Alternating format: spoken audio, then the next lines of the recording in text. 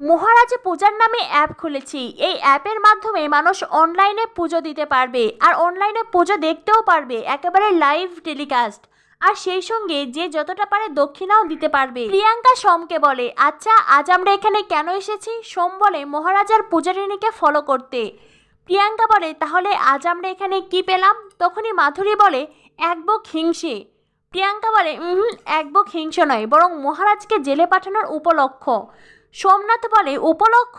কি কঠিন বাংলা বললে। প্রিয়াঙ্কা বলে, আমাদের দর্শকরা এই শব্দের অর্থ বোঝে। সোম বলে, দর্শক বলতে? প্রিয়াঙ্কা বলে, এই তো মাধুরী। মাধুরী, তোমার তো প্রথম প্রেম, তো তোমার প্রথম প্রেম জেলে যাবে শুনে তোমার কি কষ্ট হচ্ছে?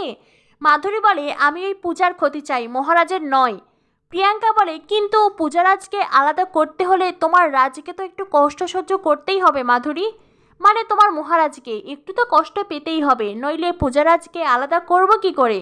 তখন মাধুরী প্রিয়াঙ্কার কথার সঙ্গে সায় দেয়। প্রিয়াঙ্কা সোমকে বলে, আগেরবার মহারাজ জেলে গিয়েছিল খুন করে, আর এইবার জেলে যাবে ফ্রড কেসে।